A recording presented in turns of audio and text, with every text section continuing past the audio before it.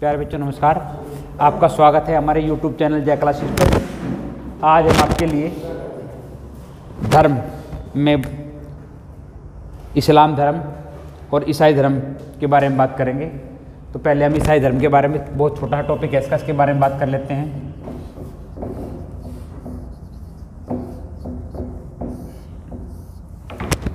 ईसाई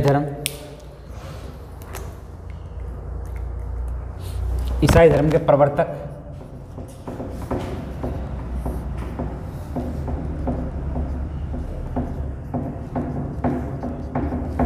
ईसा मसीह हुए।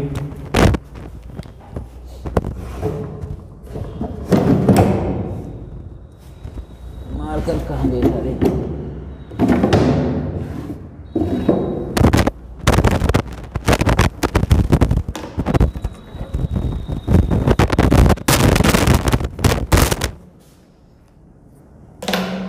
ईसाई धर्म के जो प्रवर्तक है वो ईसा मसीह। आपसे पूछ सकते हैं इनकी माता का नाम, तो इनकी माता का नाम है मैरी और पिता जोसेफ। ठीक है, जितने भी प्रवर्तक अब तक अपने धर्म के पढ़े सबका स्थान, तो इनका जो जन्म हुआ है वो हुआ है यरूशलेम, बैथलेम में इनका जन्म हुआ है। अगर पूछे जन्म की तारीख, तो इनके जो हम फिलहाल कैलेंडर पढ़ रहे हैं ग्रेगोरियन कैलेंडर, वो कैलेंडर इनके जन्म के नाम पर ही, जन्म की स्थिति के आधार पर ही बनाया गया है। यानी कि पहली सदी में जहाँ ईस्वी शुरू हुई है, ईस्वी पर ही ईसा मसीह का जन्म हुआ है। इनके जन्म के आधार पर कैलेंडर को हमने ईस्वी पूर्व और ईस्वी के बाद का निर्धारित किया गया है। इनका जन्म जो है, इसके जन्म के आधार पर ही कैलेंडर जो हम पढ़ रहे हैं ग्रेगोरियन कैलेंडर, वो इनके जन्म के आधार पर ही निर्धारित किया गया है। ठीक है, इन्होंने 28 वर्ष तक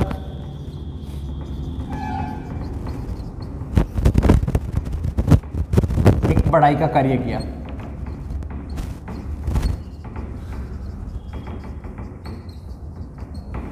इनके शिष्य पूछ सकता है आपसे, तो शिष्य है पीटर एवं एंड्रूज।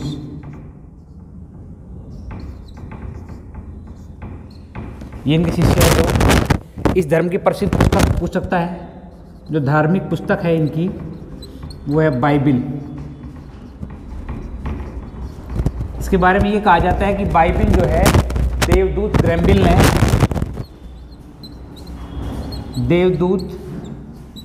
ग्रैम्बिल ने सीधी ईसा मसीह को प्रेषित की थी।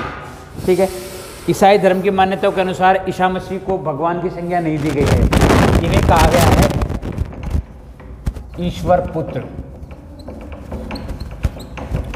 ईसा मसीह को ईश्वर पुत्र की संज्ञा दी गई है।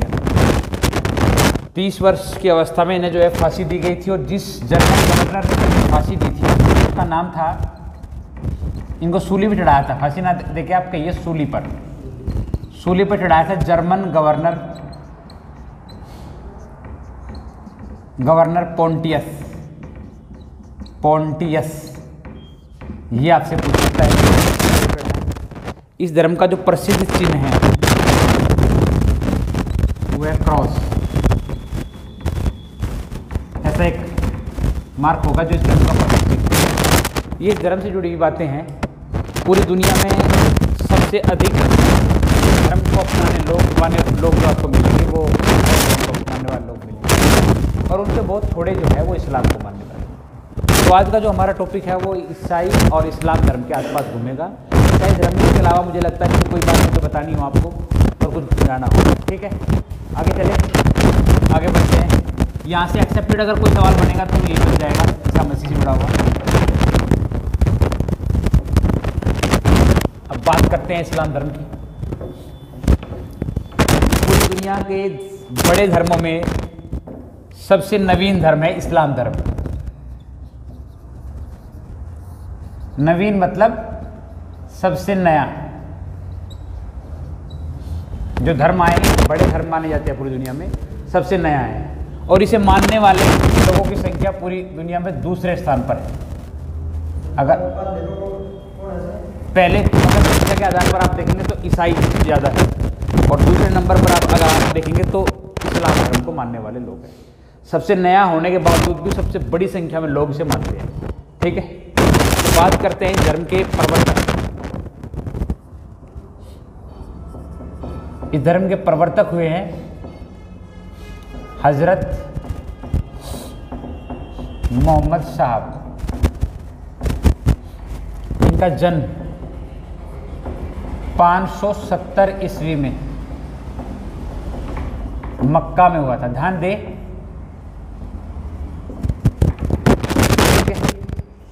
पहले आप देख लीजिए, पहले जो बड़ा धर्म आया वो ईसाई धर्म आया, और ईसाई धर्म के जो प्रवर्तक थे उनका जन्म पहले, और उससे पहले मैं आपको बौद्ध और जैन धर्म पढ़ा चुका हूँ, वे आपको 570-580 ईस्वी पूर्व आए थे। तो इस धर्म से तो देखें तो वो 1000 वर्ष पुराने हैं तुलनात्मक दृष्टि से। ठीक है, उसके अलावा हम वैष्णव धर्म और शैव धर्म की बात करेंगे तो वो इतने प्राचीन हैं कि इनकी तुलना में कई हजार वर्ष प्राचीन है। ठीक है, शैव धर्म को आप देखेंगे, शैव धर्म का तो आप एग्जैक्ट समय ही अनुमान लगा सकते हैं कि वो कितना पुराना धर्म है। ठीक है, तो ये सबसे नवीन धर्म है, सबसे नवीन। अब पूछ सकता है इनके माता और पिता का नाम, तो इनके पिता का नाम था अब्दुल्ला,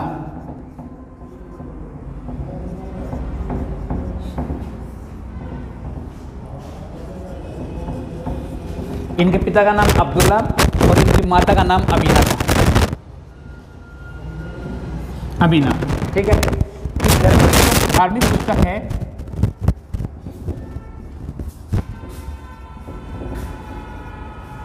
वो है कुरान, और भी कई पुस्तकें हैं जो इस्लाम धर्म रखती हैं। इस्लाम धर्म की प्राचीन और धार्मिक पुस्तक है कुरान है, ये देवदूत द्वारा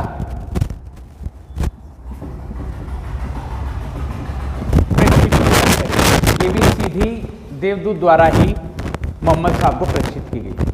ठीक है, मोहम्मद साहब ने 570 ईस्वी में जन्मे, 610 ईस्वी में 610 ईस्वी में इन्हें ज्ञान की प्राप्ति हुई। जिस स्थान पर ज्ञान की प्राप्ति हुई वो एक गुफा थी, हीरा नामक गुफा।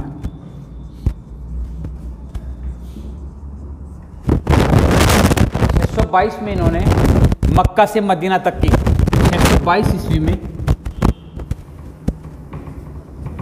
इन्होंने मक्का से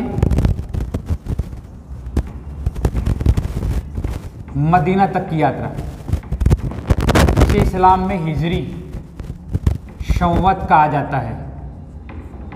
हिजरी संवत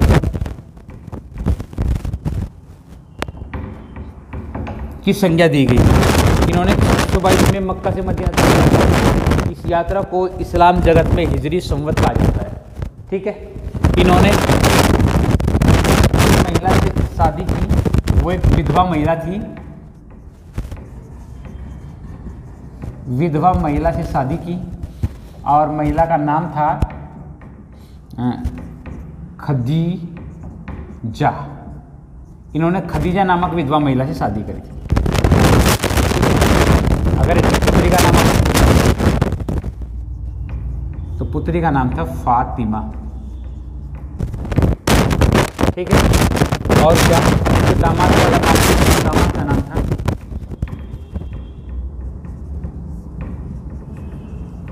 अली हजरत हुसैन। ठीक है, ये हजरत मोहम्मद साहब से जुड़ी बातें हैं।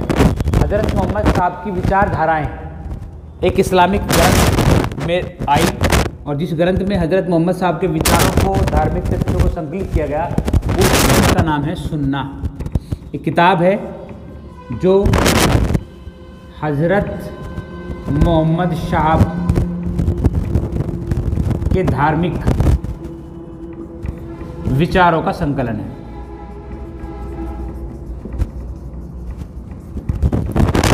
इस किताब का नाम है सुन्ना। ठीक है, तो हजरत मोहम्मद साहब की जो मृत्यु है वो 630 ईस्वी में हो गई। 632 में मृत्यु जो है इनकी वो हुई 632 ईस्वी में, और इन्हें मदीना में दफनाया गया।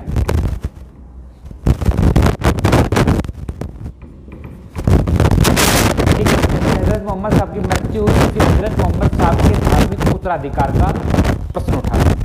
और जब धार्मिक उत्तराधिकार का प्रश्न उठा तो जो हजरत मोहम्मद साहब के उत्तराधिकारी बने उस पद को खलीफा का पद, कि जो हजरत मोहम्मद साहब का उत्तराधिकारी बनेगा उसे खलीफा की संज्ञा दी। हजरत मोहम्मद साहब को पैगंबर की संज्ञा दी गई और जो उनके उत्तराधिकारी बने हजरत मोहम्मद साहब का उत्तराधिकारी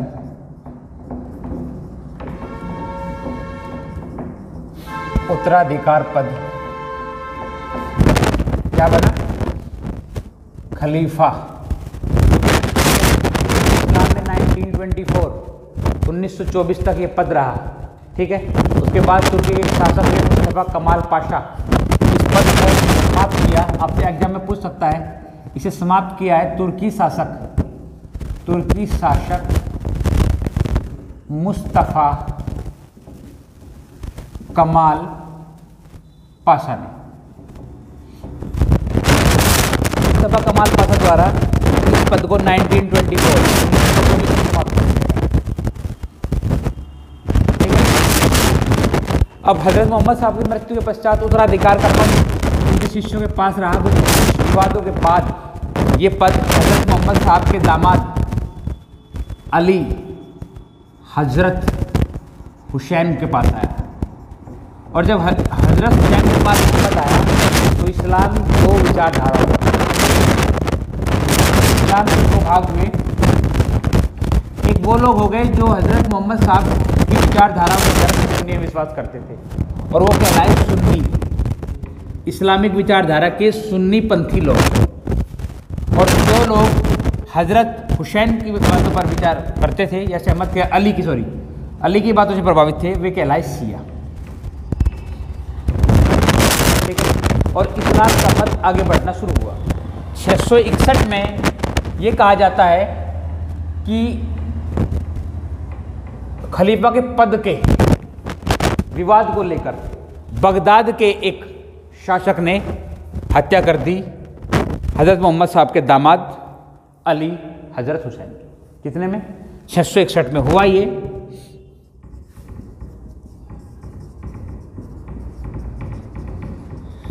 अली हजरत हुसैन की जो मृत्यु हुई वो 661 ईस्वी में हुई।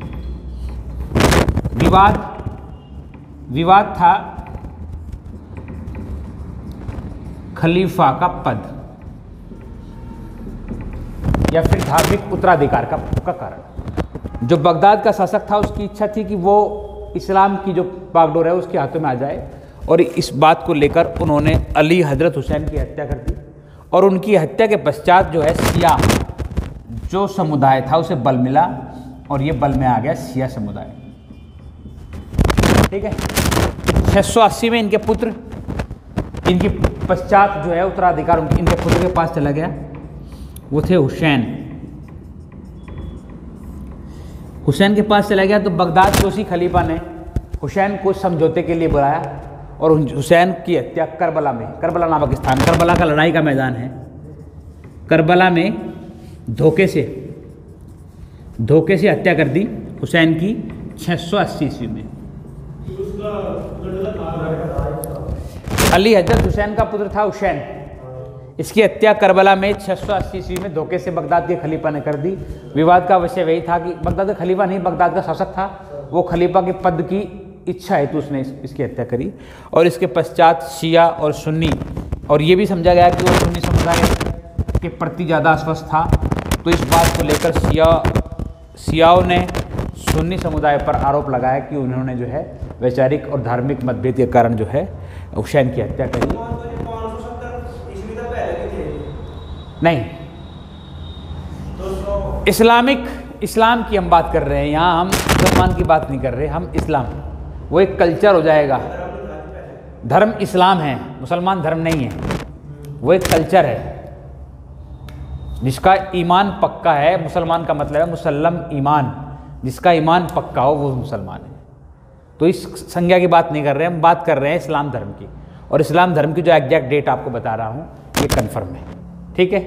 इसके पश्चात जो है इस्लाम जो है पक्के उसमें आ गया अर्थों में, और आप देख रहे हैं कि 1924 तक बाद में भी इनके पश्चात भी खलीफा का पद चलता रहा और 1924 में मुस्तफा कमाल करना जो है समाप्त कर दिया। इस धर्म की प्रसिद्ध पुस्तक मैंने आपको बताई, इस धर्म में कई किताबें हैं, लेकिन यहाँ जो कुरान शरीफ है वो सबसे बढ़िया और सबसे प्राचीन इस धर्म की पुस्तक मानी जाती है। उसके पश्चात हज़रत मोहम्मद साहब की विचारधाराओं को लेकर सुन्नी एक ग्रंथ बना जिसमें हज़रत मोहम्मद साहब के धार्मिक विचार दिए गए और जो लोग उन पर विश्वास करते हैं वो सुन्नी बल में चले गए। तो इस प्रकार जो है पूरे इस्लाम धर्म की हम व्याख्या करते। मुझे उम्मीद है कि तुम्हें इसमें यहाँ तक समझने में कोई दिक्कत नहीं होगी और इस्लाम तुम्हें ठीक ठीक समझ में आ गया होगा। बोलो, यहाँ तक किसी का कोई डाउट हो तो बताओ, फिर वरना मैं आगे चलता हूँ। नहीं है? अब बात करते हैं शैव धर्म की। शैव धर्म से पहले अगर वैष्णव धर्म की बात कर ली जाए तो ज़्यादा अच्छा है, छोटी संज्ञा है, लेकिन दोनों को एक साथ लेके चलेंगे तो और अच्छा रहेगा। अब बात करते हैं शैव धर्म, इसके साथ हम बात करते हैं वैष्णव धर्म।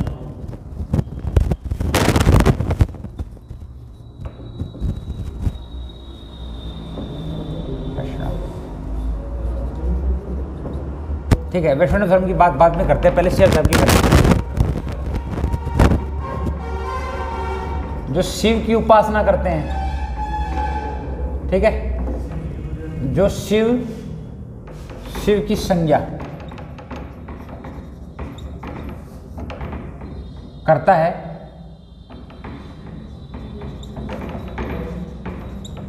वह शैव है। ठीक है, शैव धर्म जो है शिव की। और अगर हम अब बात करते हैं शैव धर्म है कब से, जहां जहां आपको शिव का प्रमाण मिलेगा वहां वहां शैव के होने के प्रमाण मिलेंगे। अगर हम बहुत प्राचीन चलेंगे तो हम चलेंगे आदि ऐतिहासिक काल में। आदि ऐतिहासिक काल में आप चलिए सिंधु सभ्यता। सिंधु सभ्यता में एक मूर्ति आपको मिली है, वो मूर्ति है पशुपति। ठीक है, पशुपति जो है, पशुपति की मूर्ति है, उसके आजू बाजू कुछ जानवर बैठे हुए हैं। ये पशुपति जो है ये शिव का प्रतीक है।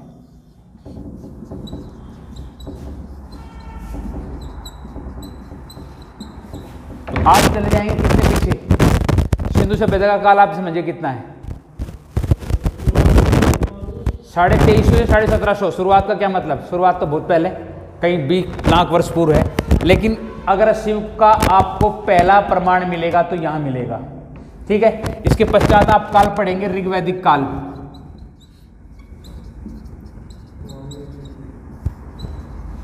पहला प्रमाण देखिए आप शैव धर्म का। अब मैं प्राचीनता की बात कर रहा हूं और प्राचीनता के आधार पर मैं आपको बता रहा कि कितने कितने पुराने हैं। अगर ऋग्वैदिक काल में हम बात करेंगे तो ऋग्वैदिक काल में ऋग्वेद में ही, अगर ग्रंथ के आधार पर ही बात करेंगे तो ऋग्वेद में ही आपको मिलेगा।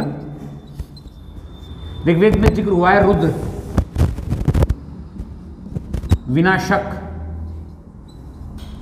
विनाशक है।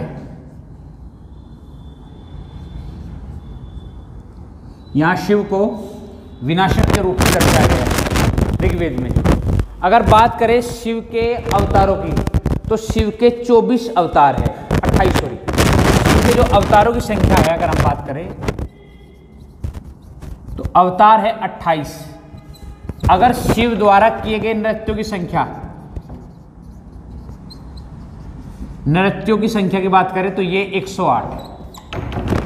शिव द्वारा 108 प्रकार के अलग अलग नृत्य शैलियों का विकास किया गया था। ठीक है, कई प्राचीन ग्रंथ अथवा दक्षिण में अगर आप जाएंगे तो दक्षिण में शिव को गुरु की संज्ञा दी गई है, जिसमें नृत्यों को प्रधान माना गया है। नृत्यों के आधार पर शिव को गुरु माना गया है। ठीक है, शिव का एक नाम है शिव शंकर। आपसे पूछ सकता है कि ये नाम कहाँ से आया, तो ये भी वैदिक काल की देन है। और शिव शंकर जो है वो यजुर्वेद से दिया गया है। अथर्ववेद में अगर शिव को आप जानना चाहते हैं तो अथर्ववेद में शिव को महादेव कहा गया है। सारी आपसे प्राचीन, बहुत प्राचीन बात इसमें जहाँ शिव के होने के प्रमाण मिलते हैं।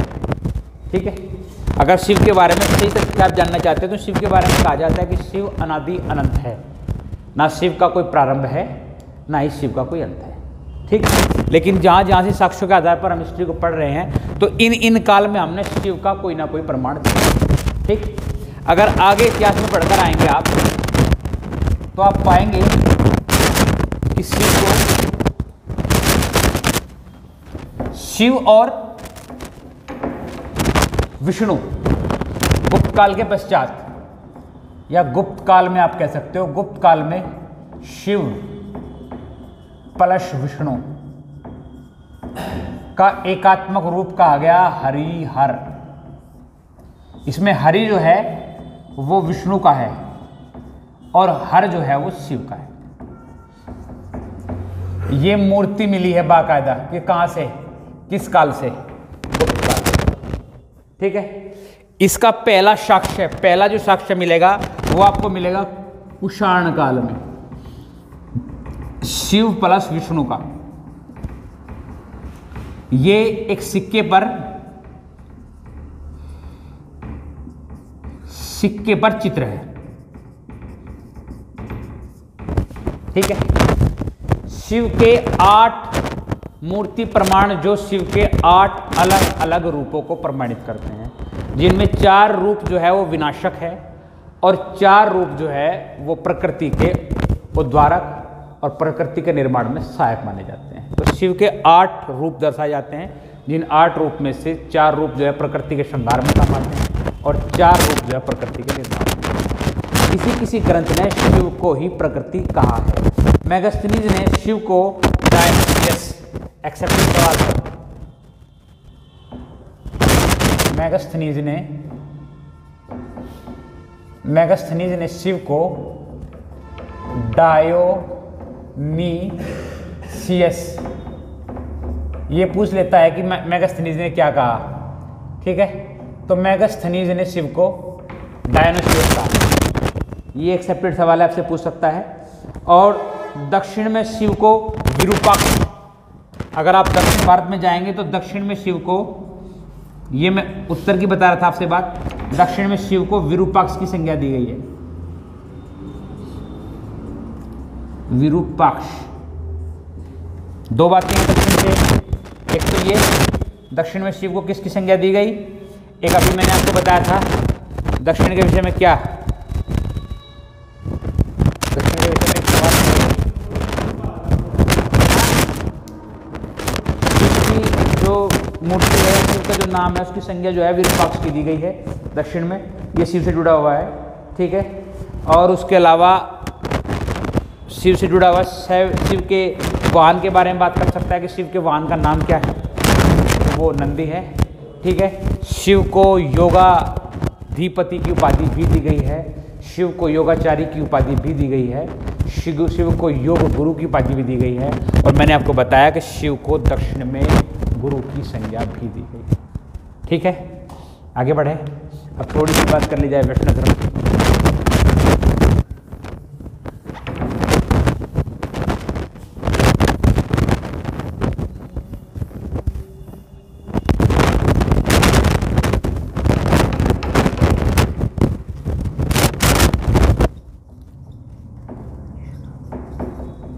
वैष्णव धर्म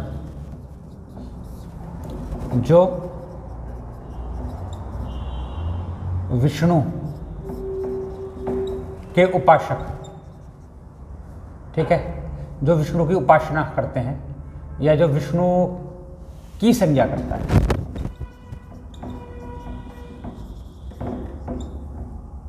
संज्ञा करता है, वो कहा जाएगा। अब अगर इसके वास्तविक प्रमाण आप देखेंगे तो इसके प्रवर्तक अगर आप जानना चाहेंगे तो प्रवर्तक कहा गया है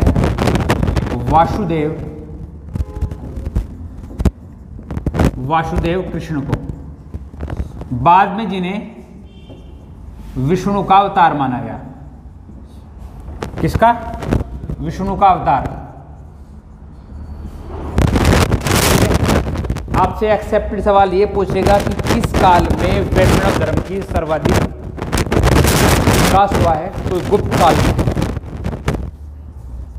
गुप्त काल वैष्णव धर्म का सर्वाधिक विकास हुआ है।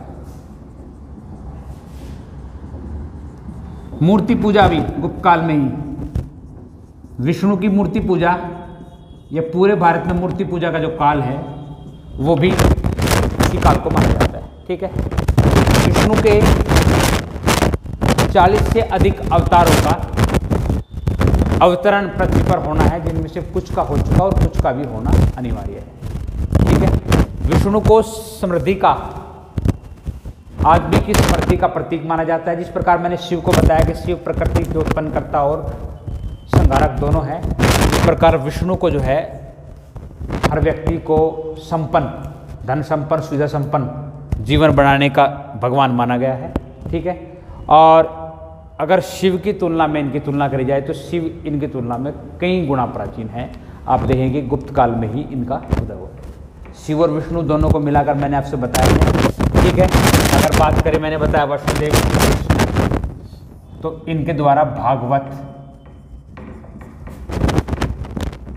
संप्रदाय का उदय हुआ। कई ग्रंथ जो है इन्हें देव की पुत्र, इनकी जो संज्ञा दी गई वो दी गई